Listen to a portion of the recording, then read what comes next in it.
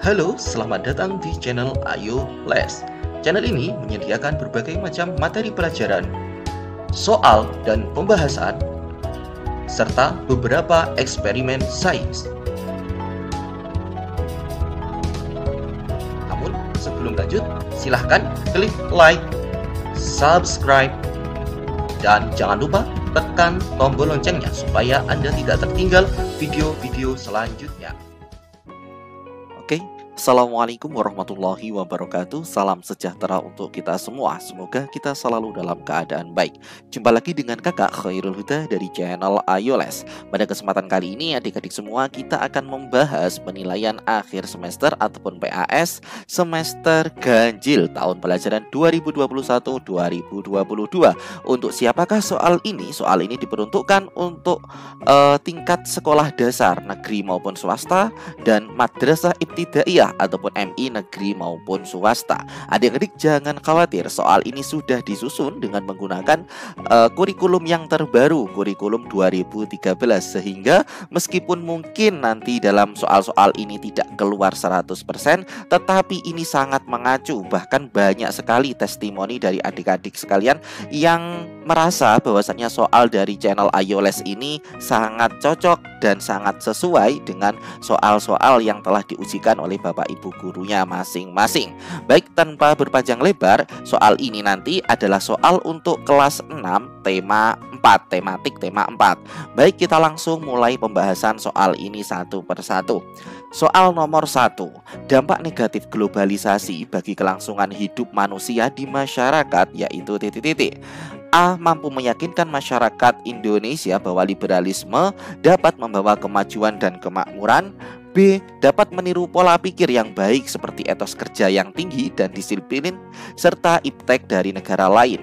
Oke, maaf, ini saya warnai dulu. Kemudian yang C. Meningkatkan kesempatan kerja yang banyak dan meningkatkan devisa suatu negara. Ya, ini adalah dampak positif, berarti ini bukan. Yang D. Meningkatkan sumber pengetahuan masyarakat. Ini juga dampak positif, berarti ini bukan yang ditanyakan. Yang B. Dapat meniru pola berpikir yang baik seperti etos kerja. Ini juga dampak positif dari globalisasi, ya. Berarti ini bukan, karena yang ditanyakan adalah dampak negatif. Jadi jawaban yang paling tepat adalah yang A. Kita lanjut ke soal nomor 2. Dampak positif globalisasi bagi kelangsungan hidup manusia di masyarakat ialah titik-titik. A. Hilangnya rasa cinta terhadap produk. Oke, mohon maaf, ini kita tandai dulu ya. Di sini yang ditanyakan adalah dampak positif. A. Hilangnya rasa cinta terhadap produk dalam negeri karena banyaknya produk luar negeri. Nah, ini bukan dampak positif ya. Ini adalah dampak negatif. Berarti ini bukan jawabannya. Yang B. Memudahkan mendapatkan informasi secara cepat dengan cepat bagi masyarakat. Ya, ini jawabannya. Ini merupakan dampak positif dari globalisasi bagi kelangsungan hidup manusia. Jawaban yang paling tepat adalah yang B. Yang C ini bukan. Banyak yang lupa akan identitas. Nah, ini merupakan dampak negatif. Yang D. Munculnya sikap individualisme, ini juga bukan. Jawaban yang paling tepat kembali lagi adalah yang B. Kita lanjut ke soal nomor 3. Di bawah ini yang merupakan kelompok kata baku adalah titik-titik. A. Ijazah izin pakai Z karir. B. Ijazah karier sistem. Yang C. Izin karier analisa. D. Aktif izin apotek. Di sini kalimat yang tepat yang mana terdiri dari kalimat baku semuanya adalah yang B. Ijazah pakai Z, kalau pakai J itu tidak baku. Karier ini adalah baku pakai ER. Kemudian sistem ini baku. Berarti yang paling tepat adalah yang B. Ijazah ini salah. Ijazah ini benar, izin karir. Jadi jawaban yang paling tepat adalah yang B. Ijazah karier sistem. Silakan adik-adik hafalkan kalau bertemu dengan kata ini. Kita lanjut ke soal nomor 4, yang merupakan sikap terhadap pengaruh positif globalisasi, yaitu ingat, pengaruh positif dari globalisasi, dan yang ditanyakan adalah sikap. Kita baca opsinya satu persatu. A. Belajar tekun agar menjadi manusia yang berguna dan dapat membedakan perilaku yang benar dan salah. Yang B. Menggunakan waktu dengan kegiatan-kegiatan yang bermanfaat. C. Bergaul dengan orang-orang yang berakhlak baik dan tidak terpengaruh terhadap lingkungan dan pergaulan buruk. Yang do, menambah wawasan serta memunculkan pemikiran yang kritis dalam menyikapi berbagai perkembangan yang terjadi di sekitar. Di sini jawaban yang paling tepat ketika ditanyakan sikap terhadap pengaruh positif globalisasi yaitu yang do. Kenapa? Karena pengaruh positif globalisasi itu gunanya untuk menambah wawasan serta memunculkan pemikiran yang kritis dalam menyikapi berbagai perkembangan yang terjadi di sekitar. Oke, kita lanjut ke soal nomor 5. Soal nomor 5, di bawah ini yang menggunakan ragam bahasa baku adalah titik-titik. Oke, kita analisis satu persatu. A. Semua pegawai dari pada pabrik itu sudah pulang. Ini tidak baku. Kemudian yang B, udah deh, ini tidak baku, kelihatan. Yang C, kami mengucapkan terima kasih atas kehadiran saudara. Kami mengucapkan terima kasih atas kehadiran saudara. Oke ya, sekilas ini terlihat baku. Kita lihat dulu opsi yang do, bilang dulu. Nah, bilang dulu ini bukan baku. Berarti jawaban yang paling tepat adalah yang C. Kita lanjut ke soal nomor 6. Soal nomor 6. Dengan perkembangan teknologi telah menuntut para pendidik untuk mencari metode mengajar yang lebih menarik. Kalimat di atas tidak baku. Oke, dan dapat diperbaiki dengan cara titik-titik. A. Menghilangkan kata dengan. Menghilangkan kata dengan. Perkembangan teknologi telah menuntut para pendidik untuk mencari metode mengajar yang lebih menarik. Oke, ini dirasa cocok ya yang A. Kita coba yang B terlebih dahulu. Menghilangkan kata telah. Dengan perkembangan teknologi menuntut. Nah, ini kalau menghilangkan kata telah seharusnya pakai koma di sini supaya kalimat ini menjadi cocok dan pagu. Berarti yang B ini bukan. Yang C, mengubah kata menuntut menjadi dituntut. Kita coba dengan perkembangan teknologi telah dituntut. Nah, ini nggak cocok ini. Yang do, meletakkan dengan perkembangan teknologi di akhir kalimat. Meletakkan dengan perkembangan teknologi di akhir kalimat. Dengan perkembangan teknologi telah menuntut para pendidik untuk mencari metode mengajar yang lebih menarik dengan perkembangan teknologi. Nah, ini pengulangan, ada dengan perkembangan teknologi, ada dengan perkembangan teknologi. Ini berarti bukan. Jawaban yang paling tepat adalah yang A, menghilangkan kata dengan. Menjadi perkembangan teknologi telah menuntut para pendidik untuk mencari metode mengajar yang lebih menarik. So, jawaban yang paling tepat adalah yang A. Kita lanjut ke soal nomor 7. Berikut ini merupakan sumber pembangkit listrik energi terbarukan kecuali titik-titik. A. Angin, B. Matahari, ataupun C. Air, D. Gas. Jawaban yang paling tepat di sini adalah yang do. Kenapa? Karena di sini air ini adalah energi terbarukan, tidak akan habis. Angin juga sama, matahari sama. Jawaban yang paling tepat ketika ditanyakan kecuali adalah gas. Gas ini sifatnya seperti minyak bumi yang mana suatu ketika akan terjadi kehabisan ataupun tidak bisa diperbaharui lagi ketika sudah habis. Kita lanjut ke soal nomor 8. Air terjun dapat dimanfaatkan sebagai pembangkit listrik. Energi air terjun diubah menjadi energi listrik menggunakan titik-titik. A. Turbin, B. Generator, C. Dinamo, ataupun D. Sel surya. Sel surya, do, ini bukan. Karena sel surya ini untuk merubah energi panas matahari menjadi listrik. Dinamo ini terlalu kecil ya kalau untuk menghasilkan energi listrik di generator, di pembangkit listrik tenaga air. Kemudian yang B generator, yang A turbin. Nah, di sini jawaban yang paling tepat adalah yang A. Kenapa? Turbin ini adalah alat yang digunakan untuk menghasilkan energi listrik di pembangkit listrik tenaga air. Kalau generator ini sama sebenarnya, bisa untuk menghasilkan energi listrik dengan menggunakan putaran, tetapi generator ini volume kapasitasnya kecil. Jadi yang paling tepat untuk jawaban yang nomor 8 yaitu yang A, turbin. Tetapi kalau dalam soal nanti tidak ada opsi turbin, maka jawaban yang paling tepat di sini adalah generator. Oke, kita lanjut ke soal nomor 9. Bagaimana cara mewujudkan persatuan dalam keragaman budaya di masyarakat? Adalah titik-titik. A. Bekerja bakti membersihkan sekolah. Sekolah bukan ya, karena ini di masyarakat. Di masyarakat. Berarti A bukan. B. Gotong royong membersihkan sungai. Ya, ini mungkin. karena di sini di masyarakat. Yang C, membantu teman mengerjakan soal, ini bukan. Yang D, mengikuti upacara bendera di sekolah, ini bukan. Ini di sekolah, berarti yang paling tepat adalah yang B. Kita lanjut soal nomor 10. Komponen utama pada proses penyaluran energi listrik kecuali titik-titik. A, pembangkit, B, generator, C, transmisi, D, distribusi dan beban. Di sini yang ditanyakan adalah kecuali. Komponen utama dalam proses penyaluran energi listrik kecuali, yaitu apa? Jawaban yang paling tepat A, pembangkit. Ini merupakan komponen utama ya. Kalau tidak ada pembangkit, bagaimana listrik bisa dihasilkan? Generator, ini bukan, karena generator itu bukan sebagai pembangkit ya. Ini hanyalah untuk alternatif penghasil energi listrik di keadaan darurat. For example di sini ataupun contohnya ketika ada listrik padam maka menggunakan genset ya. Genset. Oke, berarti jawaban yang paling tepat di sini adalah karena ditanyakan kecuali yang B, generator, transmisi diperlukan, distribusi beban juga diperlukan. Oke, jawaban yang paling tepat adalah yang B. Kita lanjut ke soal nomor 11. Contoh kerjasama organisasi internasional oleh Indonesia adalah titik-titik. A, menjaga keseimbangan antara pembangunan dan sosial. Ini bukan kerjasama internasional ya adik-adik, karena di sini yang ditanyakan adalah kerjasama organisasi internasional oleh Indonesia. Ini bukan, ini internal nih. Yang B, tukar pelajar dan mahasiswa antar anggota ASEAN.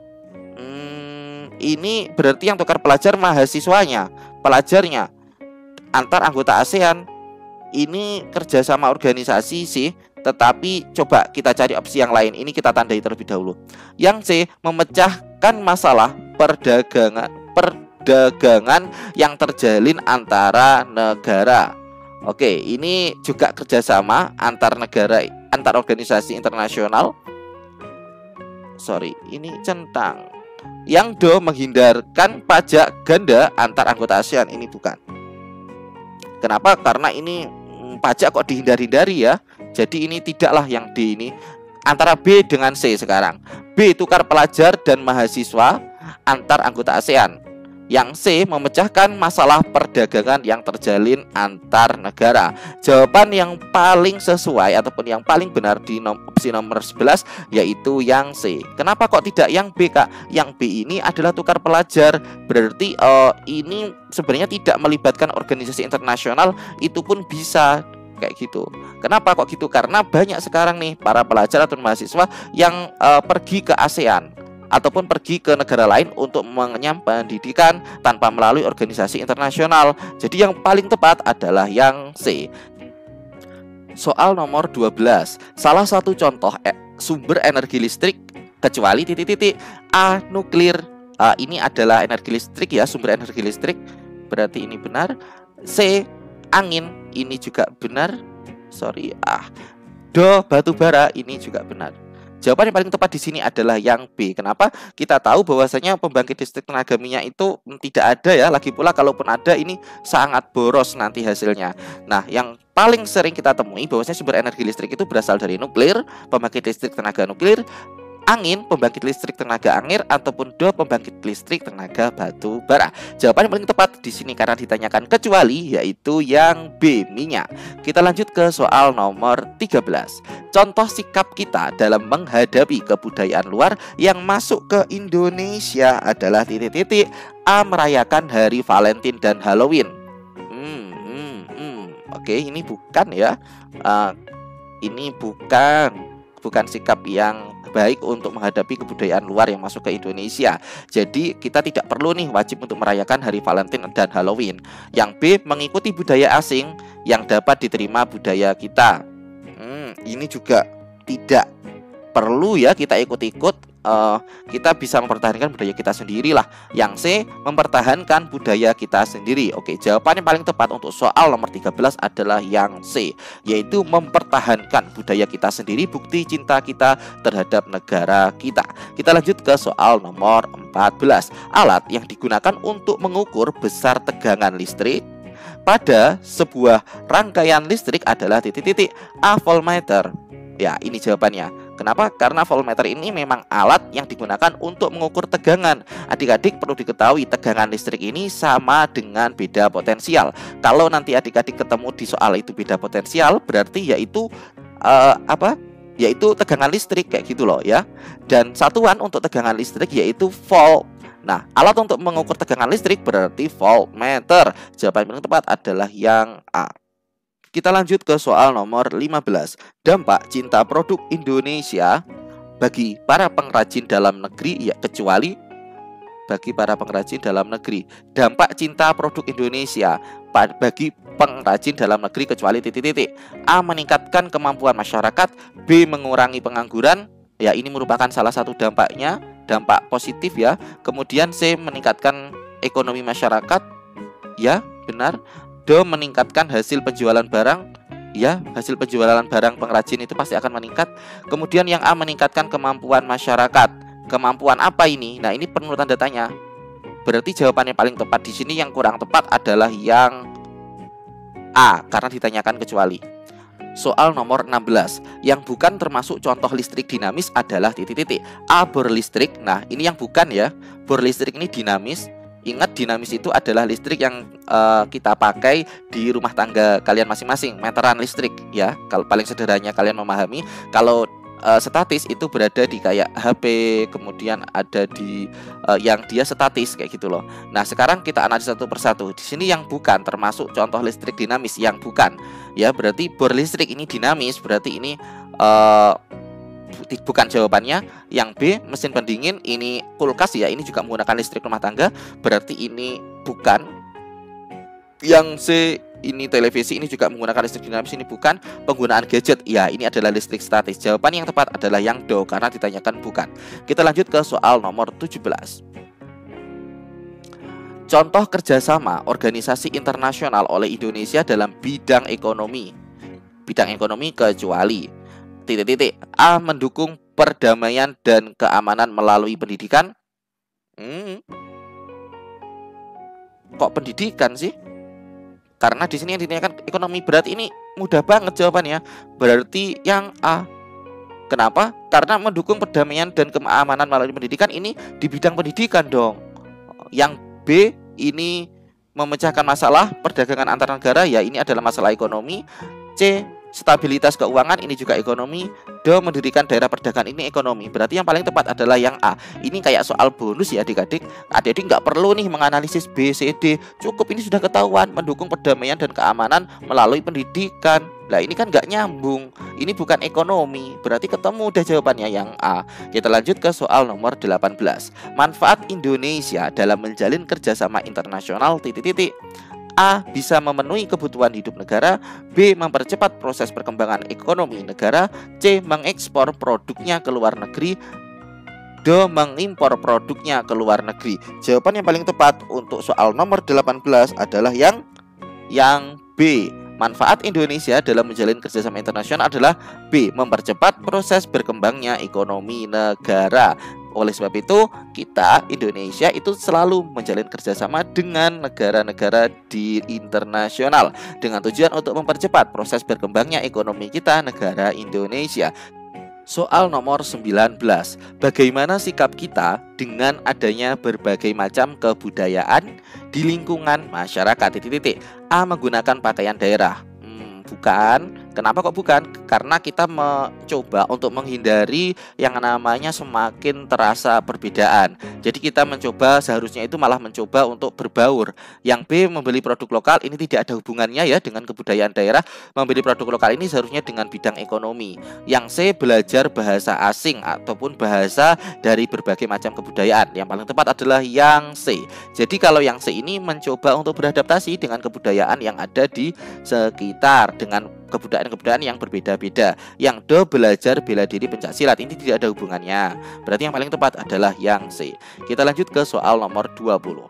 Soal nomor 20. Bagaimana sikap kita dengan adanya berbagai macam kebudayaan di lingkungan masyarakat titik-titik.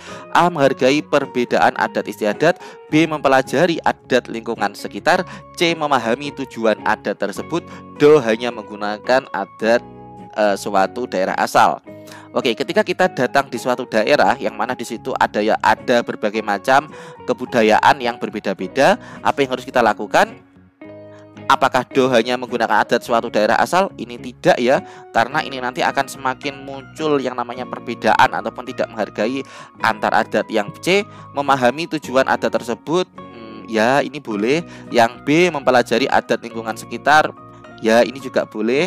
Yang A, menghargai perbedaan adat istiadat. Jawaban yang paling tepat antara A, B, C, dan D yaitu yang A, menghargai perbedaan adat istiadat. Soal uraian, isilah titik-titik dengan jawaban yang tepat. 1. Apa yang dimaksud dengan globalisasi? Titik-titik. Nah, di sini adik-adik disuruh menjelaskan tentang pengertian globalisasi. Di sini akan kakak jelaskan lewat suara ya, karena kalau diketik pun nanti takut ini nggak cukup kayak gitu. Jadi, adik-adik, pengertian globalisasi itu adalah proses mendunia ataupun tanpa batas, yakni interaksi ataupun hubungan antar masyarakat sedunia. Nah, silakan adik-adik nanti intinya adalah hubungan tanpa batas antara masyarakat sedunia. Ketika adik-adik menjawab kata-kata dengan keyword seperti itu, kemungkinan Bapak Ibu guru kalian masing-masing sudah mampu mengambil point of view-nya, sehingga itulah inti jawabannya, yaitu hubungan atau berinteraksi antar masyarakat, antar manusia sedunia tanpa batas.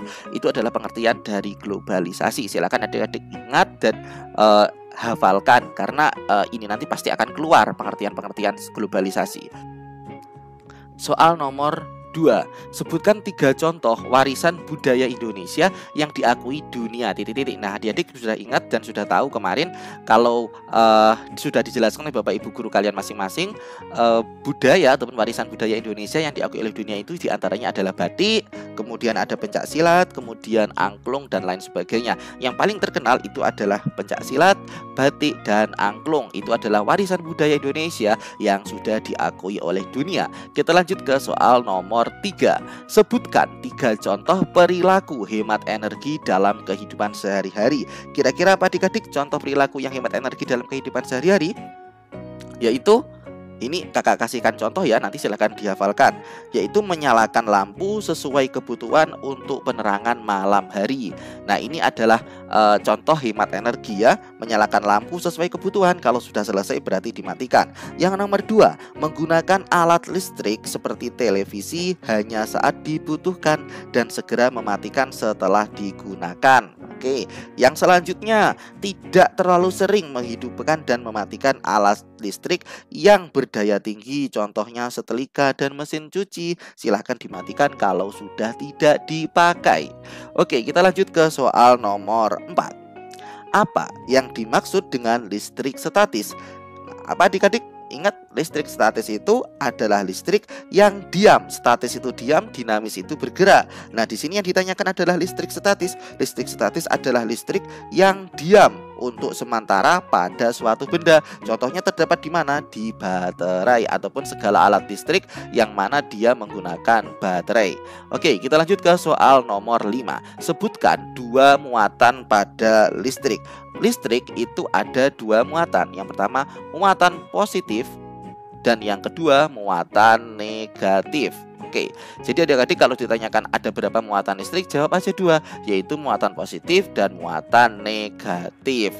Tapi nulisnya dengan kata-kata ya, positif gitu, bukan plus, negatif gitu dengan kata-kata. Oke, terima kasih adik-adik, kita telah menyelesaikan pembahasan soal untuk kelas 6 tema 4. Mudah-mudahan apa yang kita pelajari pada kesempatan kali ini keluar di PAS kalian masing-masing, dan kakak doakan semoga mendapatkan nilai yang maksimal. Jangan lupa adik-adik untuk komentar di kolom komentar video ini apabila video ini bermanfaat.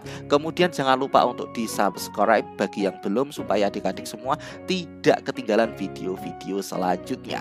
Terima kasih dari saya, channel Ayo Les. Saya sendiri Khairul Huda. Apabila ada kurang lebihnya mohon maaf yang sebesar-besarnya. Terima kasih, saya akhiri. Wassalamualaikum warahmatullahi wabarakatuh.